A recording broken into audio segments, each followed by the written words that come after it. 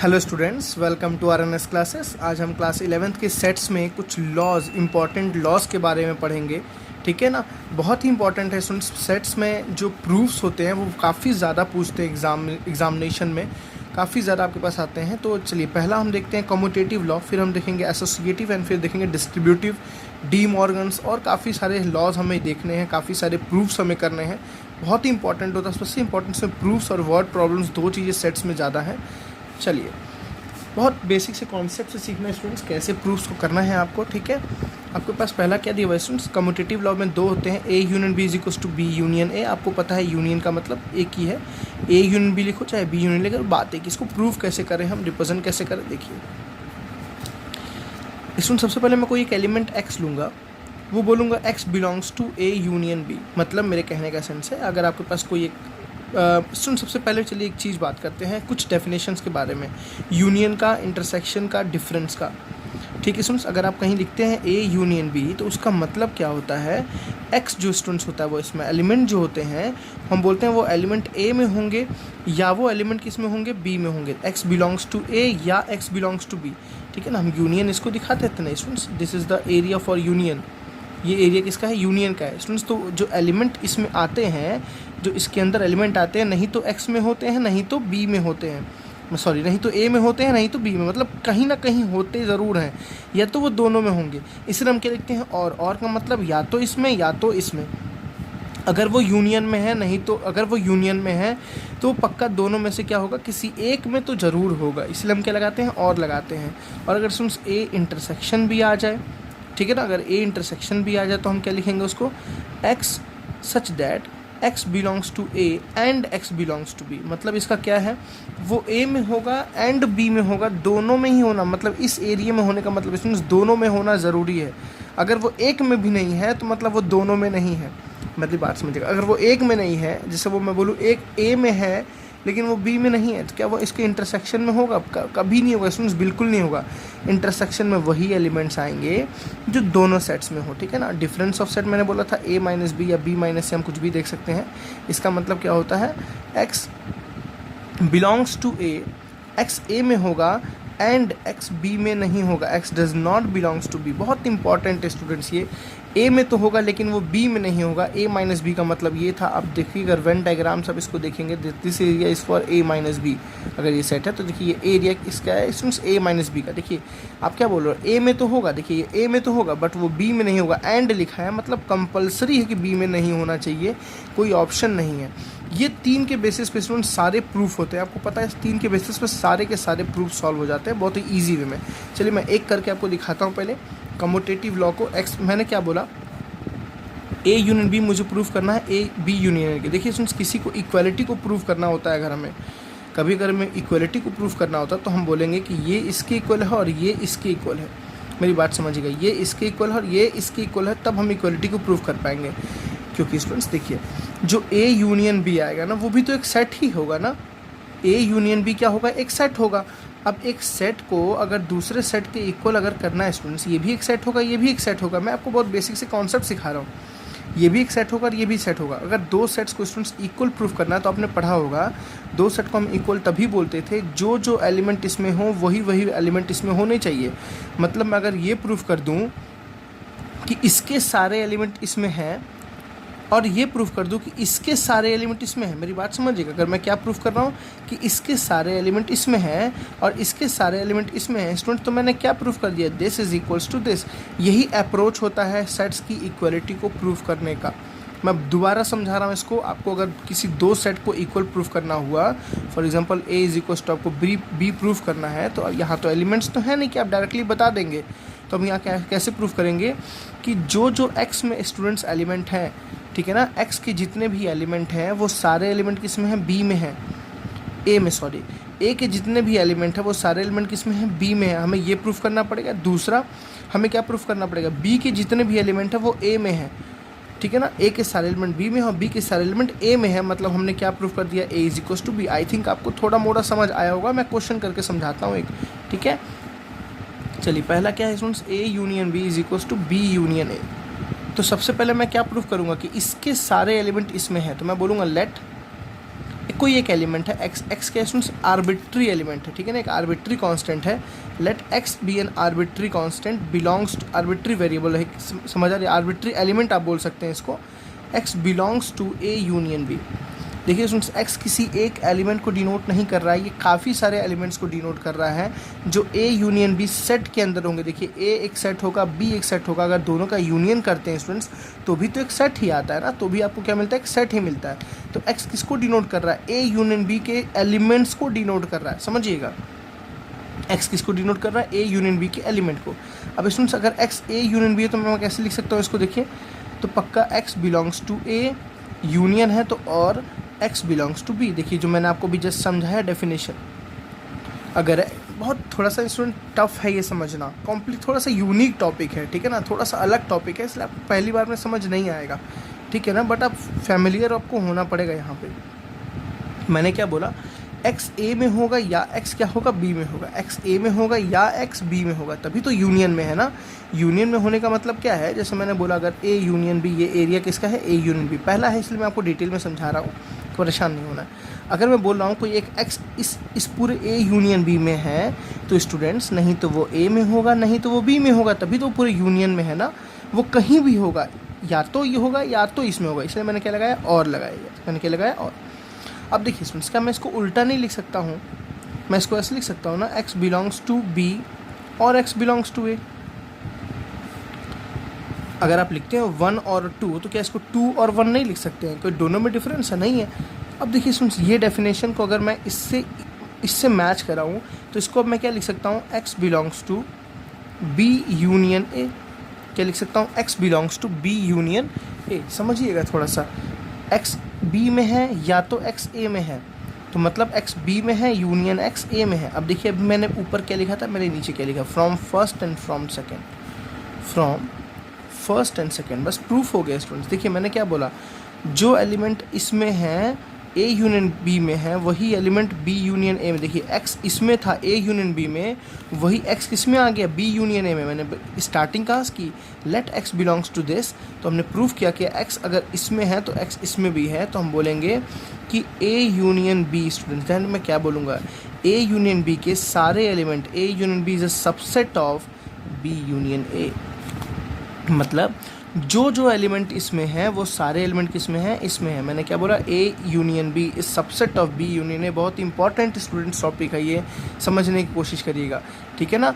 जो एलिमेंट्स ए union B हैं, A union B में है, वो सारे एलिमेंट किस में है, बी यूनियन ए में भी हैं, ठीक है। ये आपकी आधा काम हुआ आपको, यहाँ से आप सिमिलरली लिख सकते हैं, बट आपको मैं पहला अप्रोच पूरा करके दिखा रहा हूँ।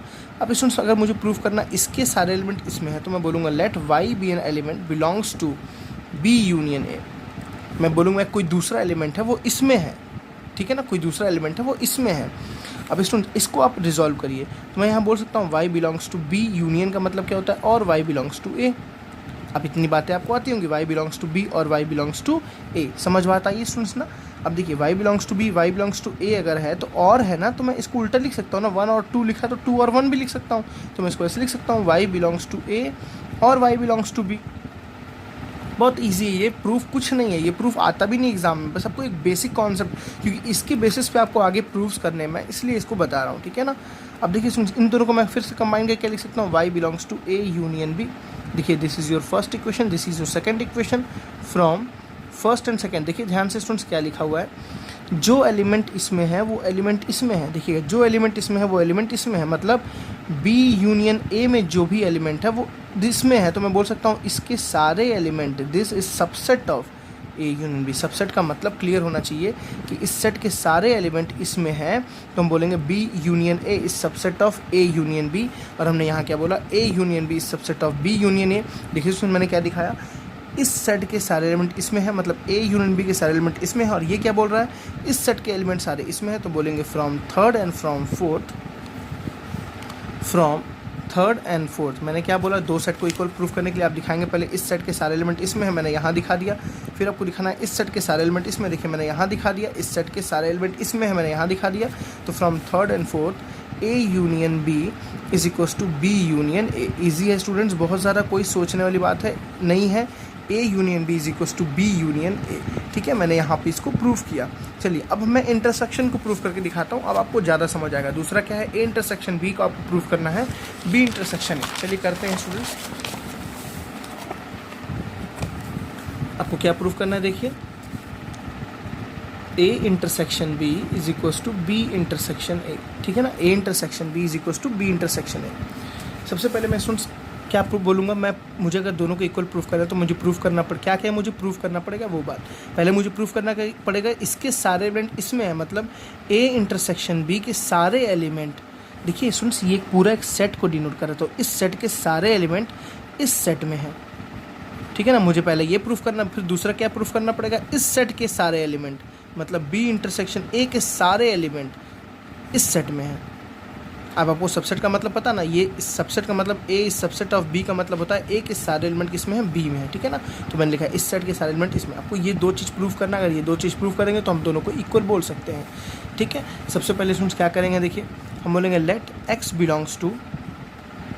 x be an arbitrary element. आप लिखिएगा let x be an arbitrary element. x क्या है, कोई एक एलिमेंट है, बिलोंग्स टू, हमने माना कि वो इसमें है A इंटरसेक्शन B में। ठीक है स्टूडेंट्स, अब देखिए इंटरसेक्शन का मतलब पता होना चाहिए। देखिए मेरी बात समझिएगा, अगर x इसमें है कहीं, x अगर कहीं इसमें है तो स्टूडेंट्स पक्का वो A में भी होगा एंड वो B में भी होगा। देखिएगा ध्यान से, मैं यहाँ लिखूँगा x belongs to A and x belongs to B and, सबसे इम्पॉर्टेंट इंटरसेक्शन एंड, अगर इंटरसेक्शन में है तो A में भी है एंड वो B में भी है, तभी तो इंटरसेक्शन में। बच्चों समझ आ रही बातें ना।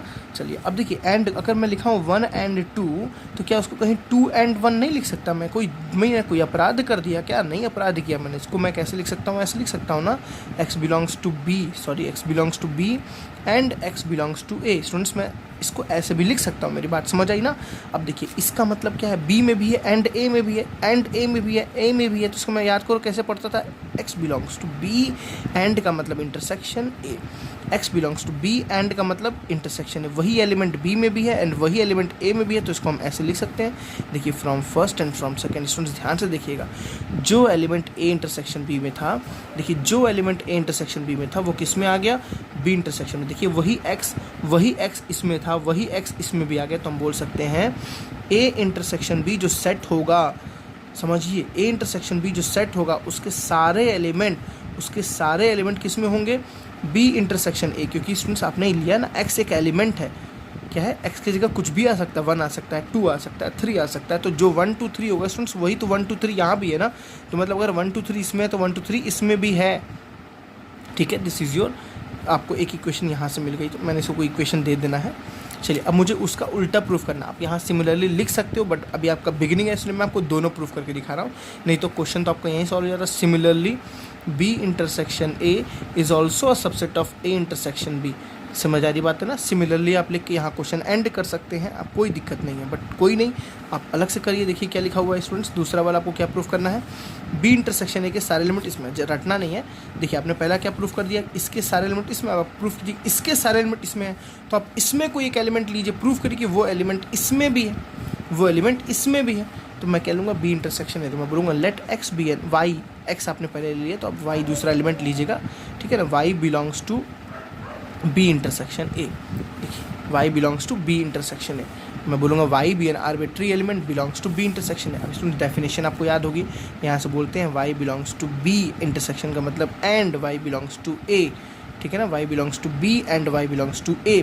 स्टूडेंट्स क्या 1 and 2 को 2 and 1 नहीं लिख सकते, इसको उल्टा कर लीजिए, x y belongs to A and y belongs to B।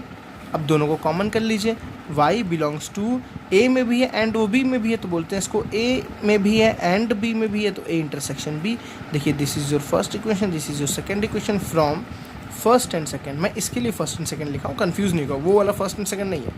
ठीक है ना, तो मैंने यहाँ क्या बोला, जो इसमें है वो इसमें है। देखिए y इसमें था पहले ना, फिर y इसमें भी आ गया, मतलब इस सेट के सारे एलिमेंट इसमें हैं, मतलब B इंटरसेक्शन A के सारे एलिमेंट जो है स्टूडेंट्स, B इंटरसेक्शन सेट जो होगा इसके सारे एलिमेंट जो होंगे स्टूडेंट्स किस में होंगे, A इंटरसेक्शन B में होंगे। समझ आई, this is your third equation, this is your fourth equation. तो आपने देखा A इंटरसेक्शन B के सारे एलिमेंट B इंटरसेक्शन A में है, फिर आपने क्या देखा, B इंटरसेक्शन A के सारे एलिमेंट A इंटरसेक्शन B में है, तो हम बोल सकते हैं क्या, from third and fourth A intersection B is equals to B intersection A। ठीक है स्टूडेंट्स, हमने क्या पहला प्रूफ किया, इसके सारे एलिमेंट इसमें हैं, फिर हमने प्रूफ किया इसके सारे एलिमेंट इसमें हैं। देखिए टफ नहीं है ये, समझना क्या है और लिखना क्या है वो ज़रूरी है। मैं ये नहीं बोल रहा हूँ ये टफ़ है, टफ़ बिल्कुल नहीं है स्टूडेंट्स। लिखने का पैटर्न आपको आना चाहिए, समझने का आपको पैटर्न आना चाहिए, वो सबसे इंपॉर्टेंट है इस चैप्टर के लिए। इस लेक्चर में बस मैं एक लॉ कराता हूँ, आपको नेक्स्ट लेक्चर में मिलता है स्टूडेंट्स एसोसिएटिव के साथ, डिस्ट्रीब्यूटिव के साथ। तो उसके लिए आप पहले प्लीज़ इसको रिवाइज़ कर लीजिए, इसलिए मैंने इसमें एक ही कराया कि आप बर्डन ना आपके ऊपर हो, आप कन्फ्यूज़ ना हो। तो प्लीज़ वीडियो पॉज करके सेट इसके प्रूफ को एक बार खुद से लिखिए। स्टेटमेंट बहुत इंपॉर्टेंट है स्टूडेंट्स, स्टेटमेंट लिखने का वे जो है बहुत इंपॉर्टेंट है, मोस्ट इंपॉर्टेंट यही है। अगर आपको आता भी है, आप बोलोगे ए इंटरसेक्शन बी इंटरसेक्शन एक ही तो है, इसमें लिखना क्या है, तो स्टूडेंट्स ये गलत बात है। लिखने का वे सबसे ज़्यादा इंपॉर्टेंट है, तो उस पर फोकस करना है, कैसे लिखना है। पहले आप लिख के प्रैक्टिस कीजिए, फिर मिलते हैं एसोसिएटिव के लिए और डिस्ट्रीब्यूटिव के लिए। Students thank you, bye bye.